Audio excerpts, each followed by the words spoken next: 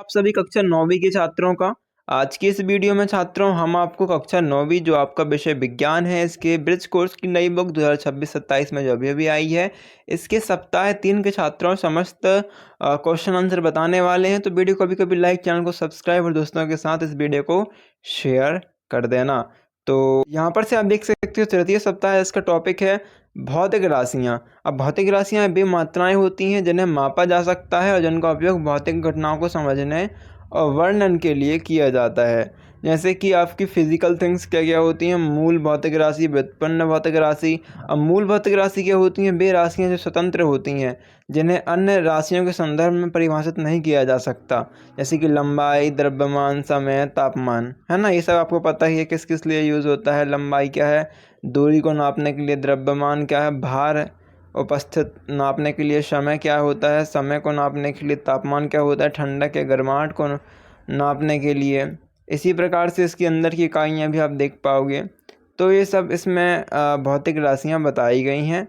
हम बढ़ते हैं प्रश्नोत्तर के ऊपर, जिससे वीडियो ज़्यादा लंबी न जाए। बाकी सारी की सारी चीज़ें बहुत ही आसान भाषा में बताई गई हैं। आप एक बार पढ़ लीजिएगा तो आपको अच्छे से याद हो जाएंगी। ज़रूर पढ़ना, छोड़ना मत। यहाँ पर पहला क्वेश्चन है छात्रों कार्यपत्रक 1 में कि एक वस्तु की लंबाई 5 मीटर है, यदि हम सेंटीमीटर में बदलना चाहते हैं तो इसका मान क्या होगा। तो सभी छात्र जानते हैं कि एक वस्तु की यदि लंबाई 5 मीटर है और यदि सेंटीमीटर में बदलेंगे तो गुणा कर देंगे इसका 100 से, तो 5 × 100 यानी कि 500 सेंटीमीटर हो जाएगा, है ना। पर देखो यहाँ पर थोड़ा सा बस गैप है आपको लिखने के लिए, तो आप यहाँ पर केवल 500 सेंटीमीटर लिख दीजिएगा और अपनी कॉपी में से हल कर सकते हो चाहो तो आप। अगला क्वेश्चन है कि 1 घंटे में 60 मिनट होते हैं, तो 12 घंटे में कितने मिनट होंगे। तो हम 60, 1 घंटे में कितने होते हैं 60 मिनट, तुमसे पूछा है 12 घंटे में, तो 12 से मल्टीप्लाई कर देंगे, 2 शून्य 0 और 6 दूनी 12 और फिर क्या आ जाएगा, 0 का 0, 6 कम 6, तो यहाँ पर टोटल आपका 720 मिनट उत्तर आ जाएगा। ठीक है। अगला क्वेश्चन है कि एक वस्तु का द्रव्यमान 5000 ग्राम है, यदि हम इसे किलोग्राम में बदलना चाहते हैं तो इसका क्या मान होगा। तो 5000 ग्राम को किलोग्राम में बदलेंगे तो क्या होगा, 1000 से हम भाग कर देंगे क्योंकि 1000 में 1 किलो होता है। 1000 ग्राम मतलब 1 kg। तो 1000 से भाग कर दो 5000 को तो आपको 5 किलोग्राम राइट आंसर आएगा। फिर पानी का क्वथनांक केल्विन में क्या होता है, तो पानी का क्वथनांक होता है 373.15 केल्विन। अब एक पेंसिल की लंबाई 15 सेंटीमीटर है, यदि हम मीटर में बदलना चाहते हैं तो इसका मान क्या होगा।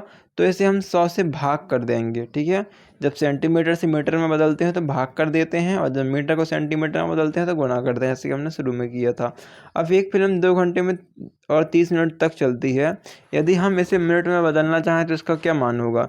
तो देखो इसका हम 2 घंटे को हम किससे 2 गुणित 60 कर देंगे, क्योंकि देखो 1 घंटे में 60 मिनट होते हैं, तो 2 घंटे में 120 मिनट हो जाएंगे और 120 और 30 मिनट और, यानी कि 120 और प्लस 30, 150 मिनट टोटल आपका समय लगेगा। अगला क्वेश्चन है आपका एक वस्तु का द्रव्यमान 0.5 किलोग्राम है, यदि हम इसे ग्राम में बदलना चाहें तो इसका मान क्या होगा। ऐसे हम फिर से 1000 से भाग कर 0.5 किलोग्राम से हमें ग्राम में बदलना है, तो ग्राम में बदलना है तो छात्रों जब ग्राम में बदलना होगा छोटी इकाई में तो गुणा करेंगे। ठीक है, और मान लो किलोग्राम में बदलना होता तो भाग करते। अब 273.15 को केल्विन को डिग्री सेल्सियस में बदलें, तो देखो 273 को जब केल्विन को सेल्सियस में बदलेंगे तो एक सेल्सियस की वैल्यू भी इतनी ही होती है, तो इसका माइनस 273.15 का माइनस 273.15 में हो जाएगा, तो 0 डिग्री सेल्सियस आपका राइट आंसर आएगा। व्युत्पन्न भौतिक राशियाँ क्या हैं, तो वे राशियाँ जिन्हें मूलभूत राशियों के संयोजन से परिभाषित किया जाता है व्युत्पन्न राशियाँ कहलाती हैं। व्युत्पन्न भौतिक राशियों को उदाहरण लिखिए, तो लिख सकते हैं गति, वेग, त्वरण, बल और फोर्स। इसके बाद कार्यपत्रक 2 में आपका देखो क्वेश्चन है, एक साइड मूल भौतिक इकाई लिखनी है, दूसरे साइड व्युत्पन्न भौतिक इकाई। तो यहाँ पर मूल में आ जाएगी लंबाई और व्युत्पन्न में मंदन, समय, त्वरण, दूरी, वेग, द्रव्यमान, गति और तापमान का बल। इसके बाद जो क्वेश्चन है यहाँ पर आपको भौतिक राशियाँ दी गई हैं, इनकी इकाई मिलानी है। तो लंबाई की इकाई होती है छात्रों आपकी कितनी, मीटर। तो यहाँ पर लिखेंगे पहले में मीटर, द्रव्यमान का होता है किलोग्राम, दूसरे में किलोग्राम, समय का सेकेंड और तापमान का केल्विन हम इस प्रकार लिख देंगे। इसके बाद आपका जो अगला क्वेश्चन है यहाँ पर वस्तु की लंबाई लिखनी है। तो एक हम मान लेते हैं वस्तु पेंसिल लिए हैं, आप चाहो तो नाप के लिख सकते हो आपकी पेंसिल कितनी सेंटीमीटर की है। स्केल की सहायता से हमारी 15 सेंटीमीटर की है तो लिख दिया हमने। किताब नाप सकते हैं आप स्केल से, कितना सेंटीमीटर लिख सकते हैं, जैसे कि हमारे केस में 28 था।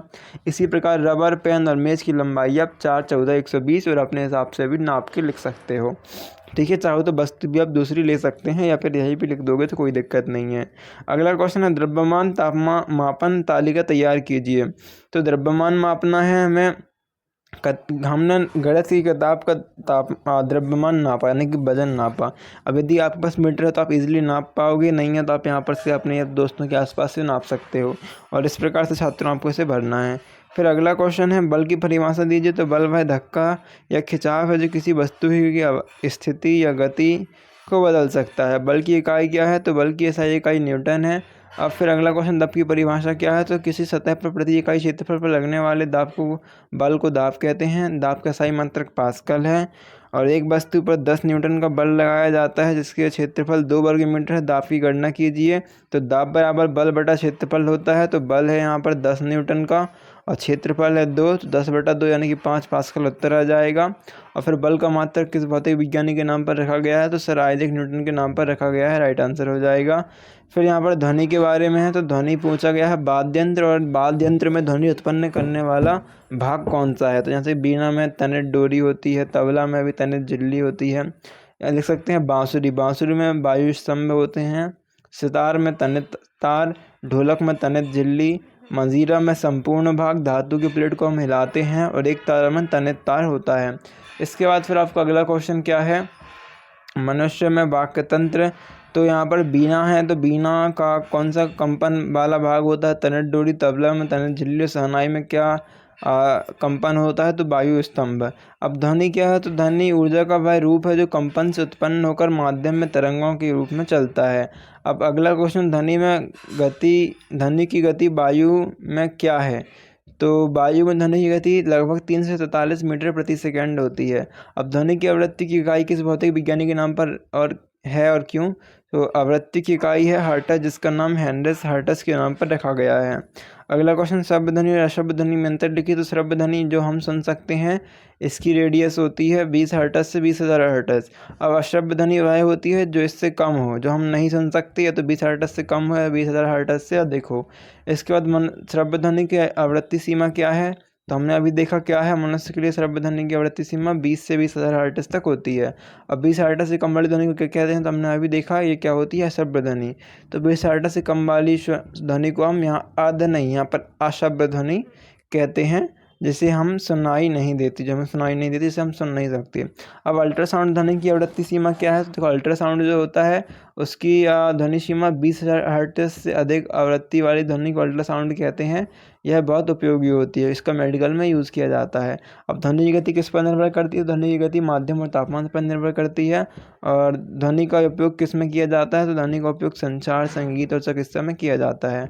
अब ध्वनि प्रदूषण क्या है? तो अनचाही और तेज ध्वनि को ध्वनि प्रदूषण कहते हैं। तो ये सारे के सारे आंसर हो चुके हैं। मिलते हैं नेक्स्ट वीडियो पे, जब तक के लिए लाइक शेयर सब्सक्राइब।